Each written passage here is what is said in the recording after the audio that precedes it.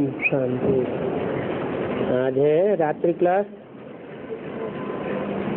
2 दिसंबर 1967 का।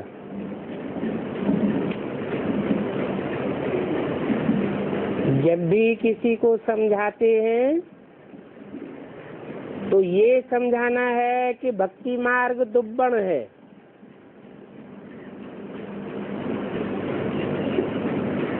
दुब्बण अर्थात दलदल।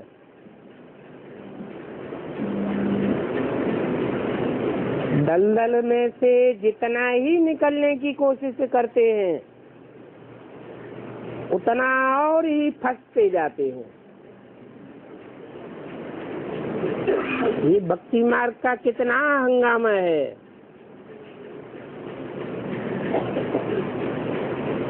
ज्ञान में तो चुप रहना है,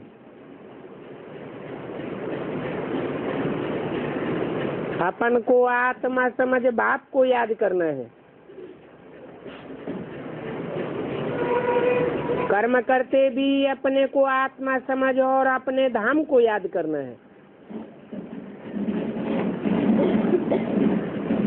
अंत में आत्मा और आत्मा के धाम के सिवाय और कोई याद न रहे।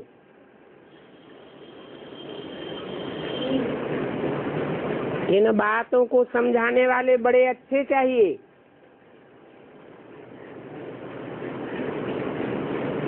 समझाने वाले खुद कच्चे होंगे।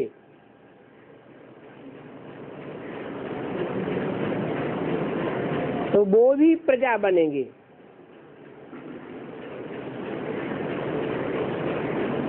आत्मिक स्थिति पक्की चाहिए।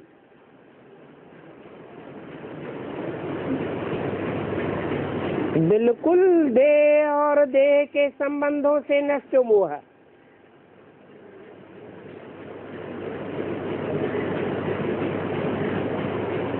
पक्के होंगे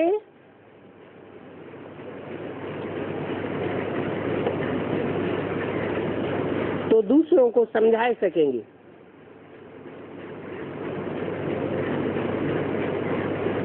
अनुभव सब बच्चों ने सुनाया। कहेंगे कि यहाँ तक हम भी दुब्बण में थे।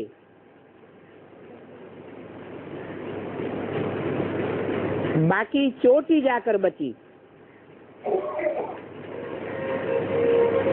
अभी तुमको तो ब्राह्मण बन सबको दुब्बण से निकालना है।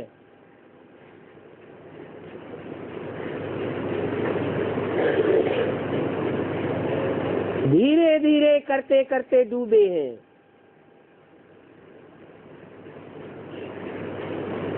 और निकालना तो झट हो जाता है।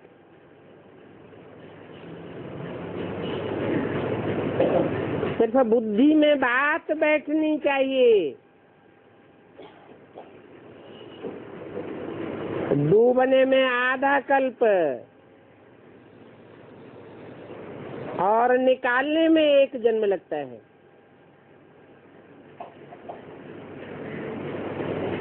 बच्चे समझते हैं कितना सहज निकलना होता है, परंतु फिर भी टाइम लगता है।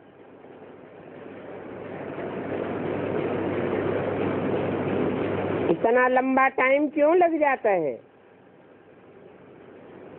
लगना चाहिए 1 सेकंड।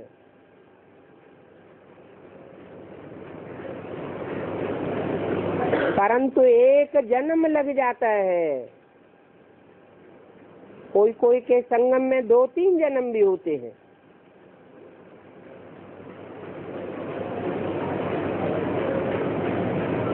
परंतु निश्चय बुद्धि विजयते नहीं बन पाते।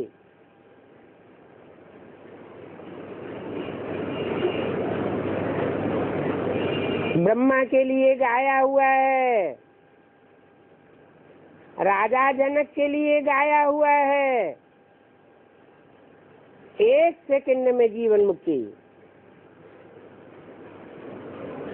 समर्थी की बात है ना।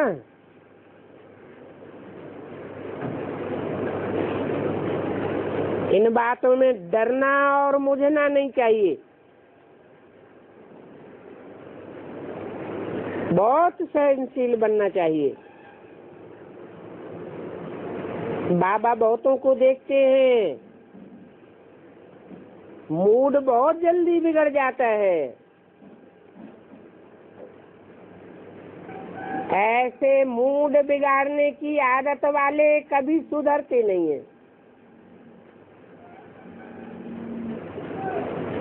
थोड़ी थोड़ी बात पर फंक हो जाते हैं।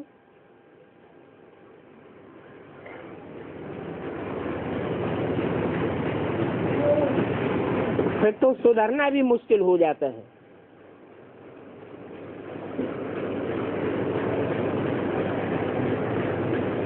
फिर कम पद पाए लेते हैं।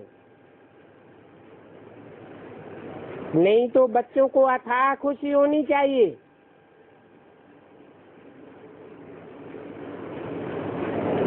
घड़ी घड़ी मूड ऑफ नहीं होना चाहिए। समझते तो हैं कि बाप के बने हैं,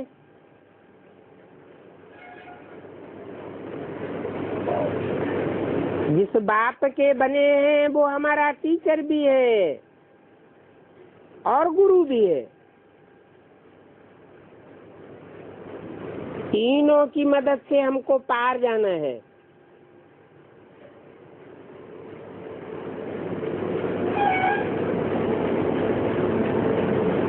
और तीनों की शक्ति एक में ही आ जाती है।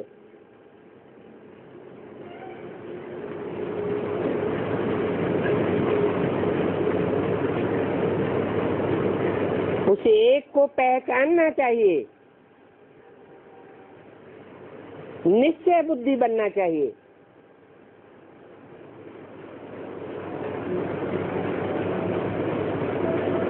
निश्चय उखड़ने और निश्चय बैठने का ही रोल है।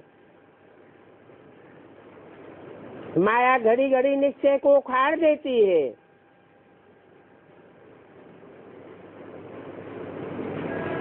तुम जानते हो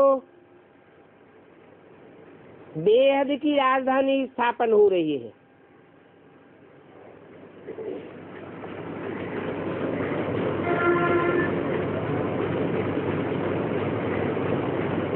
बेहद की राजधानी किसे कहा जाता है? दुनिया की हिस्ट्री में जितने भी राजाएं और राजधानियां स्थापन हुई है वो सब हद के राजाएं हुए और हद की राजधानियां हैं।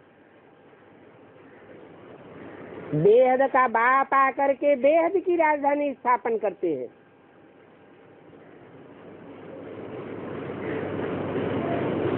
उस बेहद की राजधानी में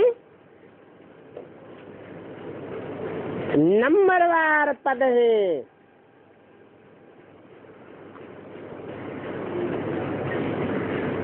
पद पाने वाले ढेर के ढेर हैं। तो पद के लिए पुरुषार्थ करना चाहिए।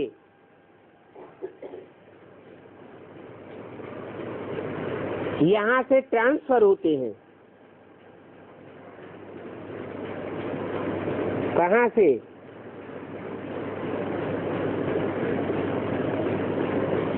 बेसिक नॉलेज से ट्रांसफर होते हैं। एडवांस पढ़ाई में जाते हैं, फिर वहां से भी ट्रांसफर होते हैं।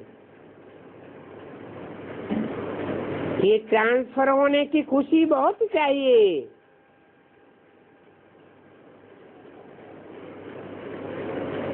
बाबा भी रोज कहते हैं बच्चों तुम पदमा पदम भाग्यशाली बनते हो।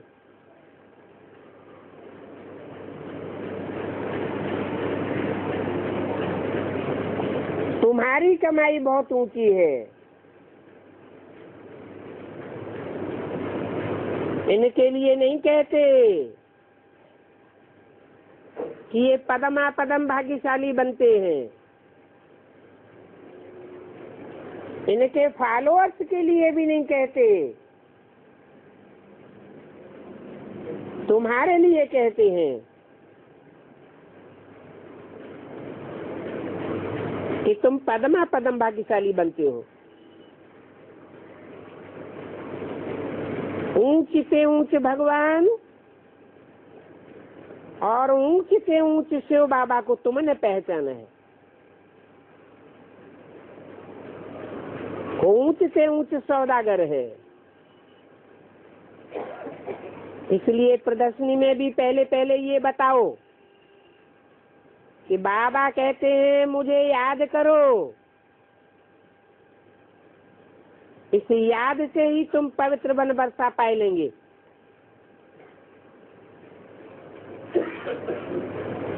परंतु इतनी सहज बात का भी पता नहीं चलता है कि क्यों नहीं समझते हैं। नहीं तो समझना बहुत सहज है। बेहद का बाबा बेहद का वर्षा देंगे।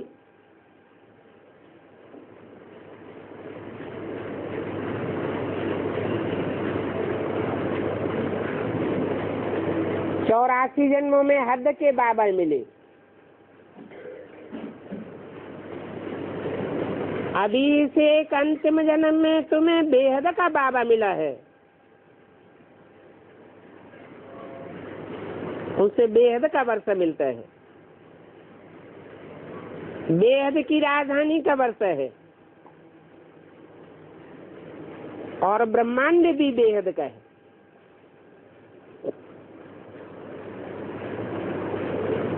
ये बातें समझाते समय चेहरे में खुशी होनी चाहिए,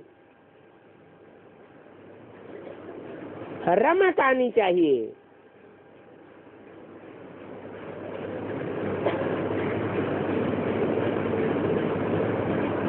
बाप जो ज्ञान सुनाते हैं, बाप अच्छी रीति जानते हैं।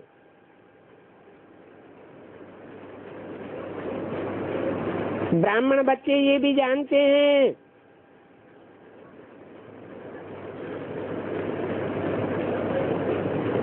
कि ज्ञान सुनाना तो सहज है। ज्ञान सुनाने में बहुत तीखे होते हैं।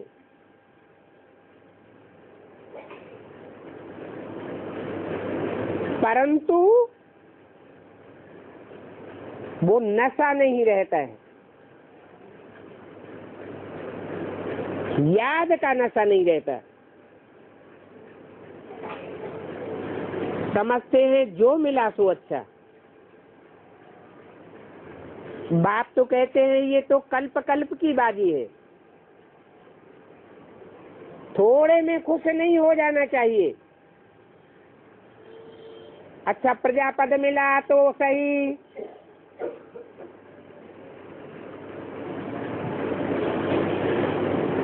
बच्चे जो खुशी में रहते हैं उनको प्राप्ति भी बहुत होती है। खुशी संगम युग का खजाना है। याद में रहने से खुशी बढ़ती है। औरों की सेवा करने का मेवा खुशी मिलती है। ये खुशी का खजाना गंवाना नहीं चाहिए। कलकत्ते में भी अच्छे अच्छे बच्चे हैं।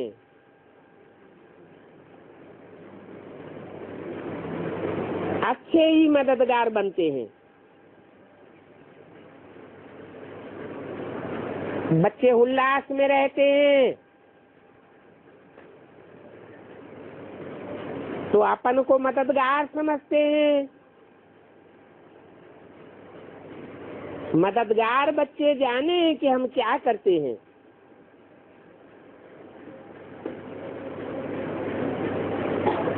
जिनको मदद करते हैं वो भी जाने कि कौन क्या मदद करते हैं।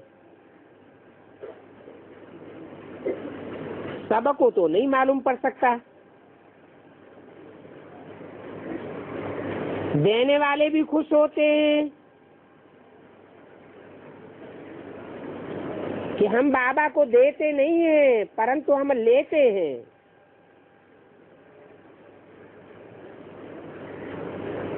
सर्विस में बिजी रहने से खुशी रहती है। सर्विस का समाचार बाबा को देते तो है ना। जहाँ कम सर्विस इतना लाभ नहीं निकलता है तो समझाया जाता है कि ऐसे ऐसे करो। ये कोई छोटी दुकान नहीं है।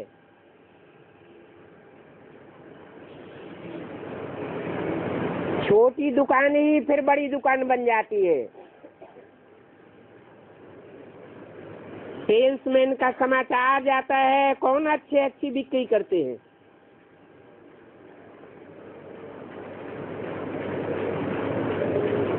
पहले पहले जो दुकान में करते हैं तो पहले हल्का काम, सफाई आदि करने का जोर दिया जाता है। जो अच्छी बिक्री करते होंगे, अच्छा धंधा चलाते होंगे, उनका फिर समाचार जरूर सेठ के पास जाएगा। यहाँ भी ऐसे है, बहुत सर्विस करने वालों का नाम बाबा के पास पहुंचता है।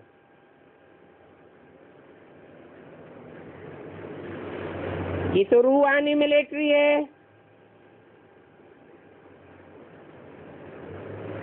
आज स्टूडेंट हैं, फिर मेजर,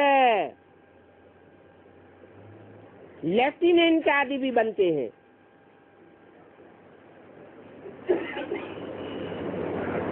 कोई मार्शल भी बन जाएंगे।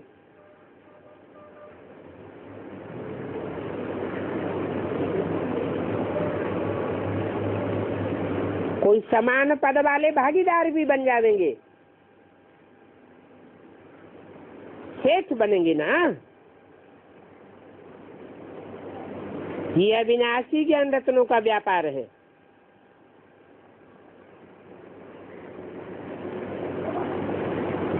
इस व्यापार में जितनी कमाई है, इतनी कमाई और किसी धंधे में नहीं हो सकती।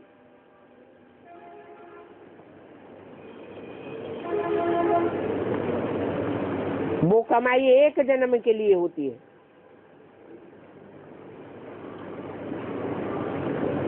कितना भी कमावे, अपने काम तो एक जन्म ही आवेगा। बाकी तो पोत्रे पड़पोत्रे भले खाते रहे।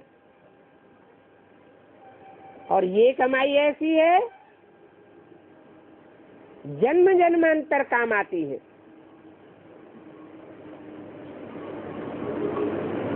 इक्कीस जन्म की तो गारंटी है।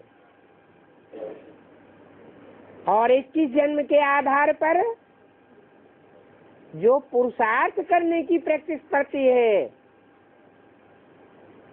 वो 63 जन्म भी काम आती है। जो यहाँ तीखे पुरुषार्थी बनेंगे, वो 63 जन्म भी तीखा पुरुषार्थ करते रहेंगे।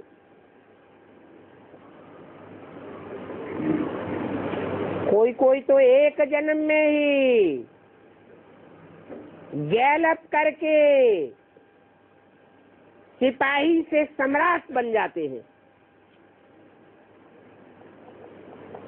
इतनी तीखी पुरुषार्थ की गति होती है।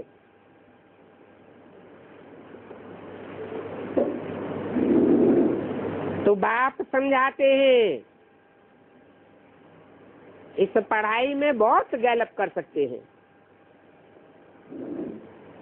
बड़ी भारी कमाई है। तुम जानते हो, जो अच्छी सर्विस करते हैं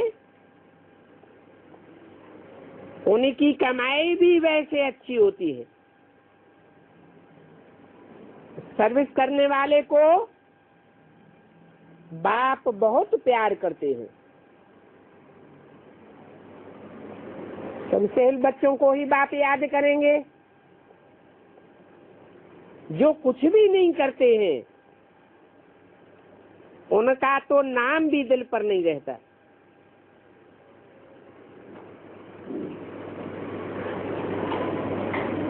तो बच्चों को नाम वाला करना चाहिए।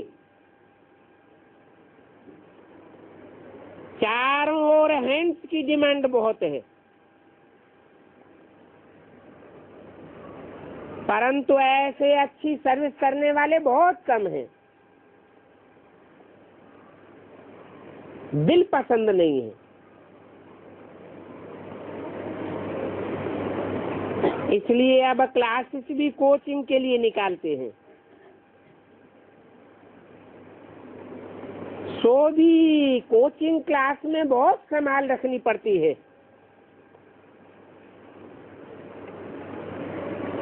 आज की दुनिया में गुंडेबाजी कितनी है।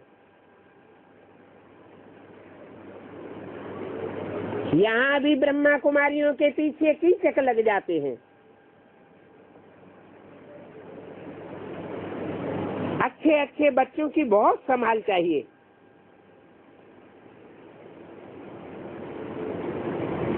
और खुशी में रहना चाहिए। ये तो सब समझते हैं कि हम नई दुनिया में जाते हैं।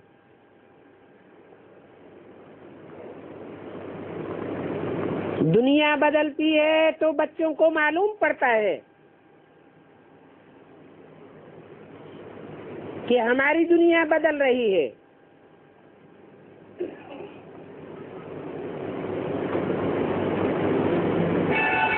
दुनिया तो बदलती है, परंतु ये भी सोचना चाहिए कि हम उस दुनिया में क्या पद पावेंगे।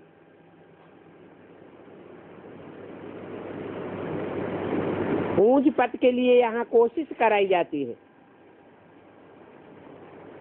हम अच्छा पुरुषार्थ करते हैं तो कल्प कल्प हमको अच्छा पद मिलेगा। ये बात सब बच्चे समझते हैं कि नई दुनिया में भी नंबरवार पुरुषार्थ अनुसार पद मिलता है। पुरुषार्थ नहीं होगा, पढ़ाई नहीं होगी तो कम पद मिलेगा।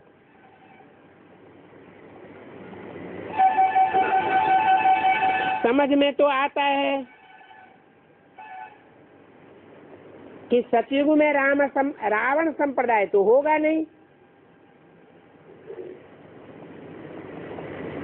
ये तो कलयुग की दुनिया में रावण संप्रदाय है। तो एग्जाम में भी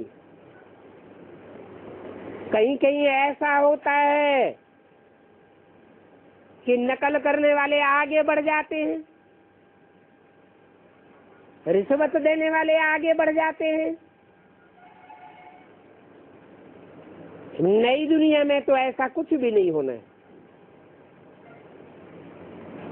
वहां तो सुख ही सुख होगा। प्रजा भी सुखी होगी, राजाएं भी सुखी होंगे, राज परिवार भी सुखी होगा। सिर्फ पद में अंतर पड़ जाता है। नंबरवार मर्तबे की फीलिंग तो यहाँ ही हो जाती है।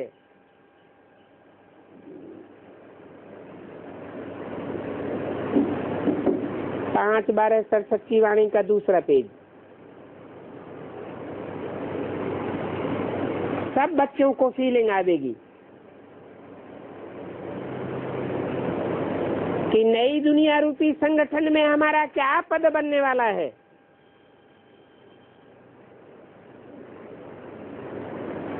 पद बगैर कोई राजधानी नहीं चलती है।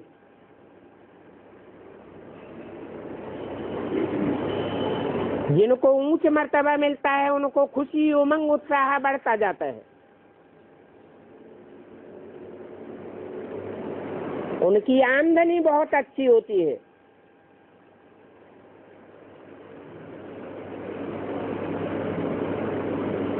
तो हर बात में होशियारी रखना बहुत अच्छी बात है। फीलिंग तो रहती है ना।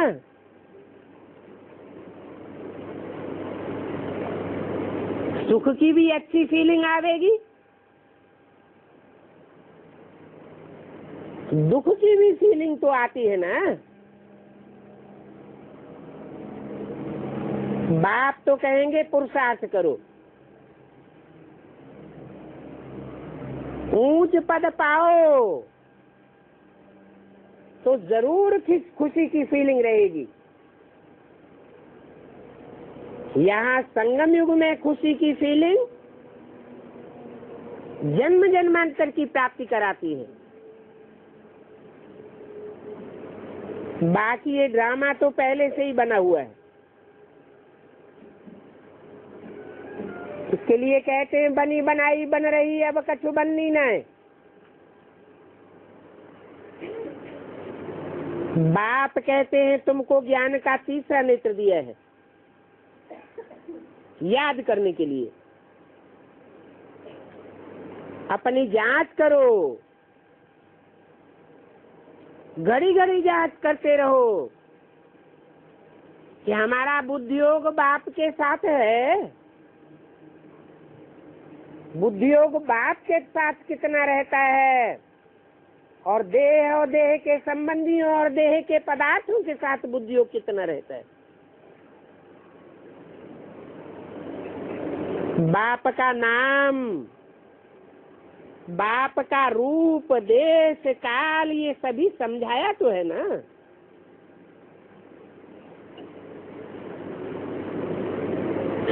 समझ को तीसरा नेत्र कहा जाता है।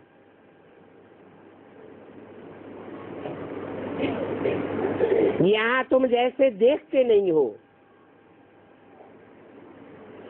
अशरीरी हो जाना होता है।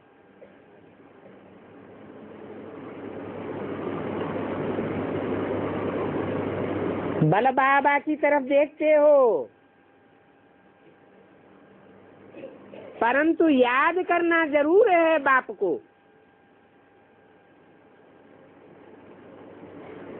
बाप अलग है, बाबा अलग है।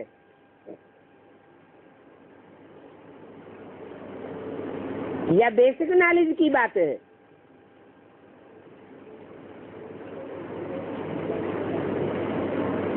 बेसिक नॉलेज के लिए बूढ़े को बाबा कहा गया है।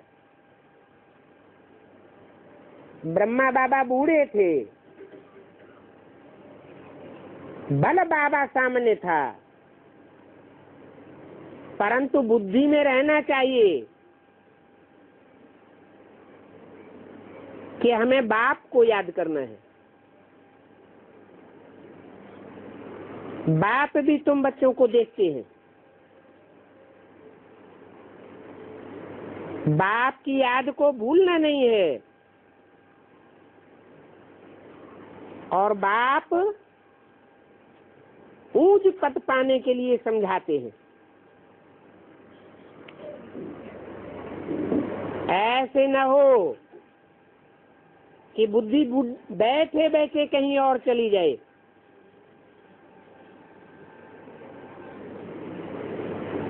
और ये अभ्यास पक्का होता रहे बुद्धि के भटकने का।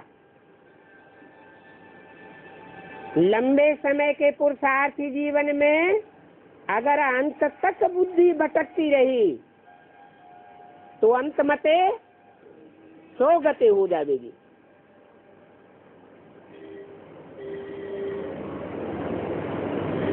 इसके लिए अपन को पक्का पक्का आत्मा समझो। अमृत वेले पक्का फाउंडेशन डालना चाहिए। उस डायरेक्शन पर कम चलते हैं।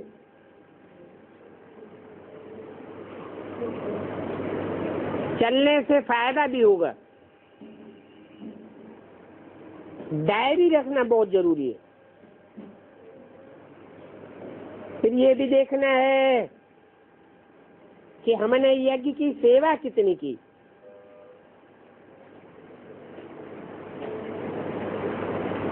हिसाब निकालेंगे तो आपे ही लज्जा आवेगी कि हमने तो 2 घंटा भी सर्विस नहीं की।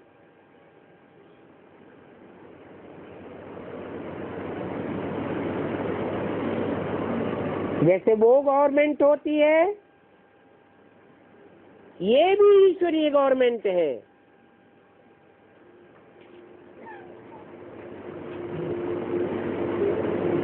उस गवर्नमेंट की कोई 8 घंटा सर्विस करते हैं।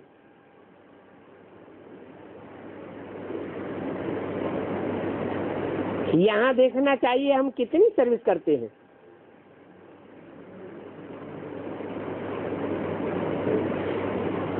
पोता में लिखते रहेंगे तो बुद्धि में आवेगा।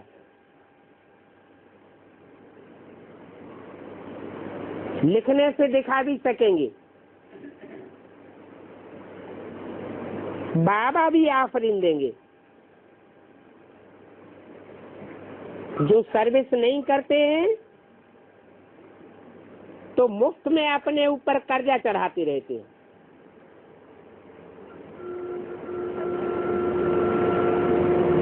उनका फिर पद बहुत कम हो जाता है। फिर वो कर्जा भरना पड़ता है।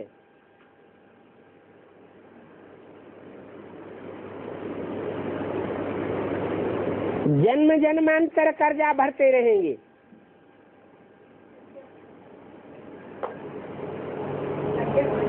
नीच कर्जा मना लोन लिया जाता है ना, तो लोन देना पड़ता है।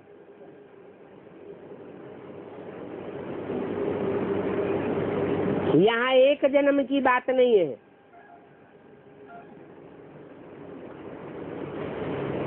जो लोन लेते हैं उसके ऊपर ब्याज के ऊपर ब्याज, ब्याज के ऊपर ब्याज भी चढ़ता जाता है।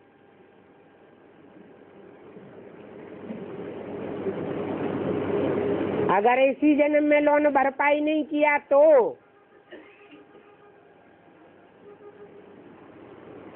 ऐसे कर्जा चढ़ाने वालों का पद बहुत नीचा हो जाता है।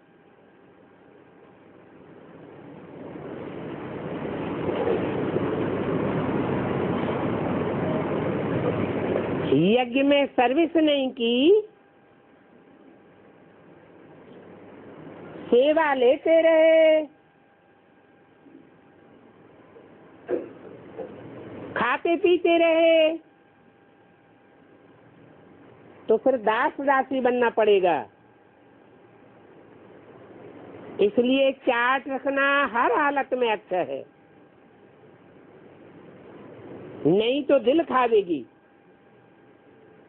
कि हमने कितना टाइम वेस्ट किया। बाप तो तुम बच्चों को युक्तियां बतलाते रहते हैं,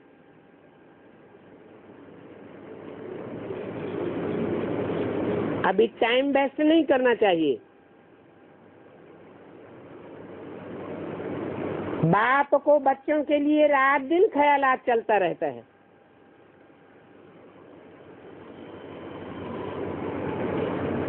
कहते हैं बड़े बड़े सेंटर खोलो,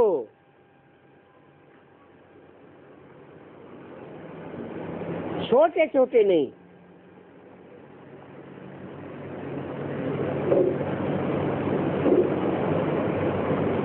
हिम्मत बच्चों की और मदद बाप की।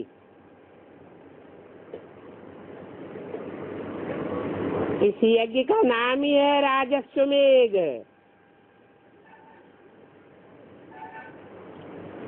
अपनी अपनी राजाई के लिए तुम ये यज्ञ रचते हो।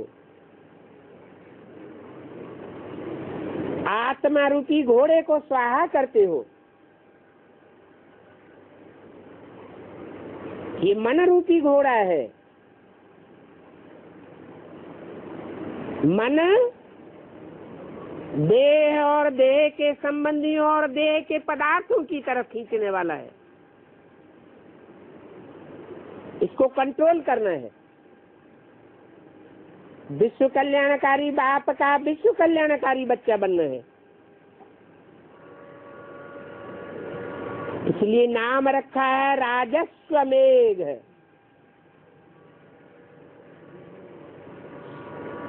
मेध माना स्वाहा करना। इस मन को स्वाहा करना है। मन को अमन बनाना है, तब अमन चैन की दुनिया में उच्च पद पावेंगे। सर्विस का शौक तो सबको होना चाहिए। जो बहुत सर्विस करेंगे आगे चल के देखेंगे उनका नाम बहुत बाला हो जाएगा।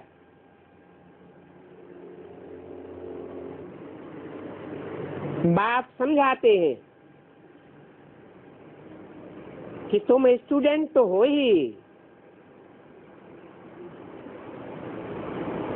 रजिस्टर रखने से तुमको मालूम पड़ जाएगा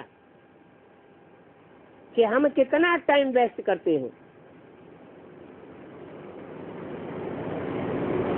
डायरी में नोट करने से बहुत पता पड़ेगा। अपनी उन्नति करनी चाहिए,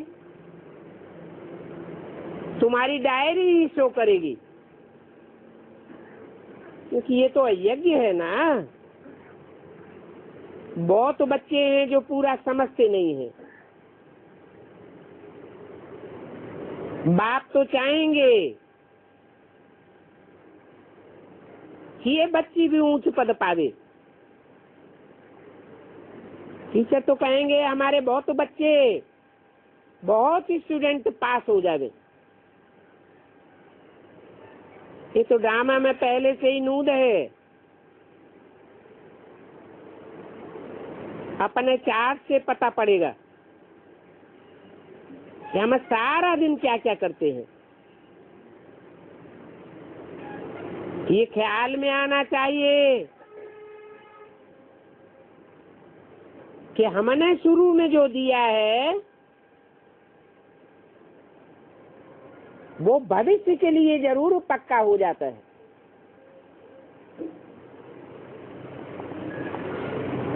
जैसे खेती करते हैं, मौसम के आदि में ही जो बीज बोया जाता है वो बहुत फल देता है।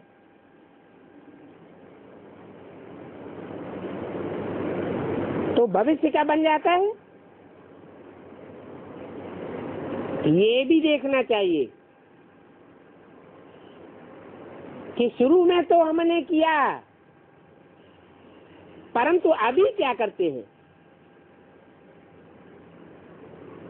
क्योंकि जो दिया है शुरू में वो खाते भी तो रहते हैं ना।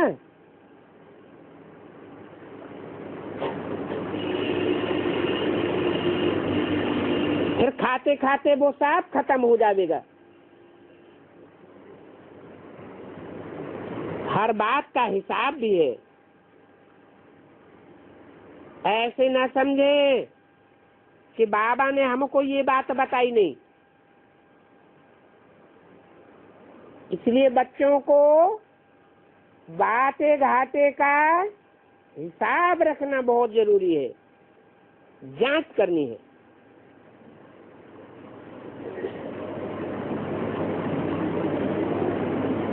यहाँ तो बाप तुम बच्चों को बैठ सुनाते हैं। पहले पहले तो नजदीक में ये सुनते हैं,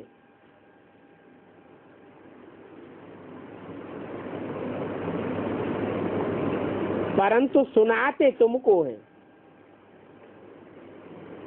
कौन सुनता है नजदीक में? पहले कौन सुनता है? हैं? सुनने में आगे कौन जाता है? ब्रह्मा।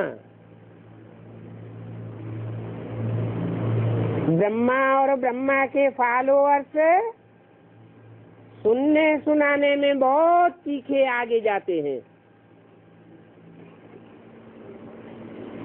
फिर किस बात में पीछे रह जाते हैं?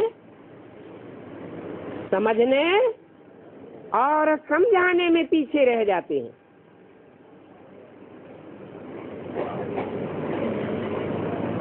बाप तुमको सुनाते हैं। क्यों? ब्रह्मा को और ब्रह्मा के फॉलोअर्स को नहीं सुनाते।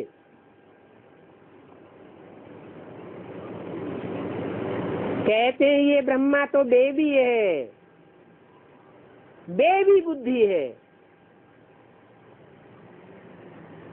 बात की गहराई को समझने का इतना देवी में अकल नहीं होता।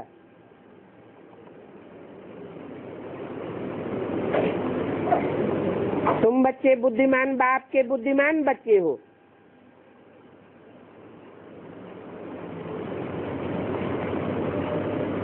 जो भी राजाएं बनते हैं वो बुद्धिमान राजाएं बनते हैं या बुद्धू लोग राजाएं बनते हैं। अगर कोई बुद्धू राजा बन भी गया तो उसकी राजाई कितने दिन चलेगी?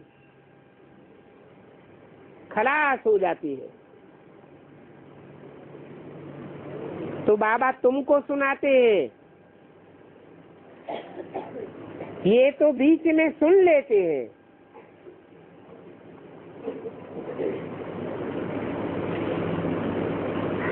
ये सिर्फ सुनते हैं।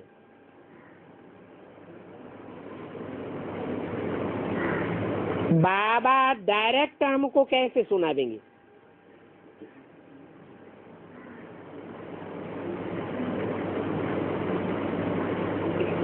तुमको सुना देंगे तो हम भी सुनेंगे। ये किसने बोला?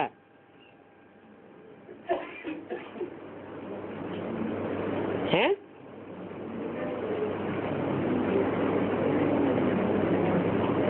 बाबा डायरेक्ट हमको कैसे सुना देंगे? प्रश्न किया। तुमको सुना देंगे तो हम भी सुनेंगे। भविष्य की बात बताई या जिस समय मुरली चल रही थी उस समय की बात सुनाई है? भविष्य के लिए इशारा दिया। हम अकेले को कैसे सुना देंगे?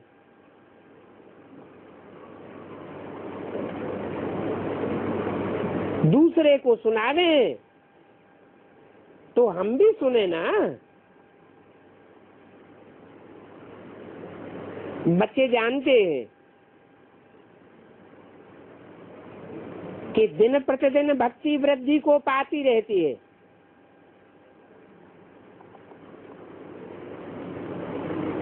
बाप ज्ञान का सागर आया हुआ है तो ज्ञान वृद्धि को पाना चाहिए या भक्ति वृद्धि को पानी चाहिए?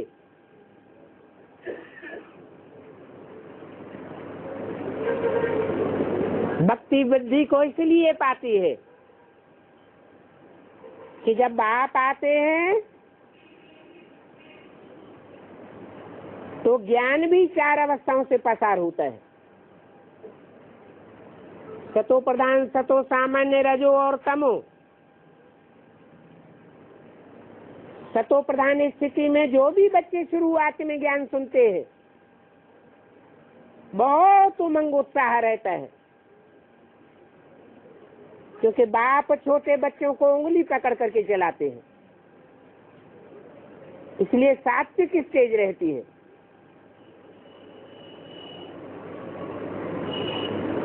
बाद में धीरे धीरे उंगली छोड़ते जाते हैं और बच्चे आपस में एक दूसरे के साथ हिलकते जाते हैं। होते होते बाप से कनेक्शन कट होता जाता है।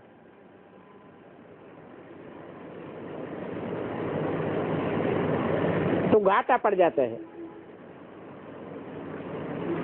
सतो प्रधान से सतो रजो तमो में गिरते जाते हैं।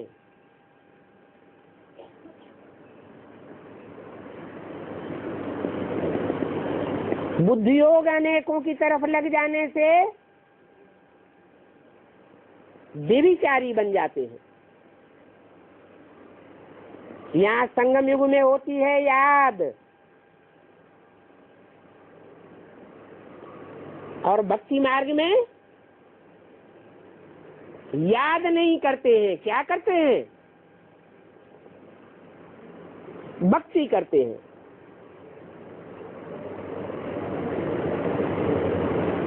अभी तुम एक बाप से ही सुनते हो,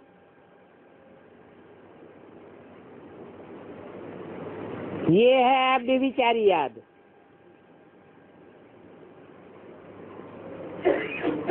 एक से सुनना है व्यभिचारी ज्ञान, अनेकों से सुनना और उनकी बातों को धारण करना, ये हो जाता है व्यभिचारी ज्ञान।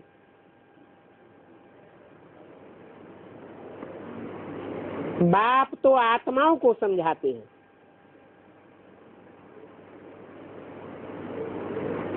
देह अभिमानी मनुष्य मनुष्यों को समझाते हैं। तुम्हारी आत्मा आर्गन्स द्वारा सुनती है, और आत्मा ही एक शरीर छोड़ करके दूसरा लेती है। 84 जन्मों का हिसाब भी तुमको समझाया है। जो अच्छे अच्छे पुरुषार्थी होंगे, जिन्होंने 63 जन्म भी अच्छा अच्छा पुरुषार्थ किया होगा, सतो प्रधान भक्ति की होगी, ज्यादा भक्ति की होगी, वो पहले पहले आवेंगे। कहाँ आवेंगे पहले पहले? बाप के पास पहले पहले आवेंगे। पहले पहले अभिविचारी ज्ञान सुनेंगे। सारा मदार पुरुषार्थ पर है।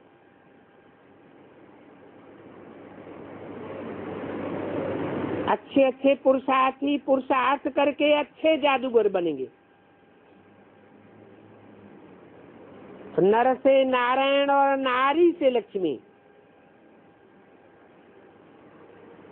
जानते तो हो कि वर्षा तो लौकिक बाप से भी मिलता है और पारलौकिक बाप से भी वर्षा मिलता है। अलौकिक बाप से वर्षा नहीं मिलता है।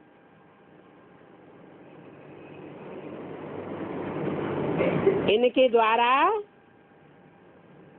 पारलौकिक से मिलता है। किनके द्वारा? ये नहीं कहा इसके द्वारा, क्या कहा? इनके द्वारा। इनके माना राम और कृष्ण दोनों ही आत्माएं एक ही शरीर में प्रवेश करके जब पार्ट बजाती है तो उनके लिए बोला है, इनके द्वारा पारलौकिक से वर्षा मिलता है।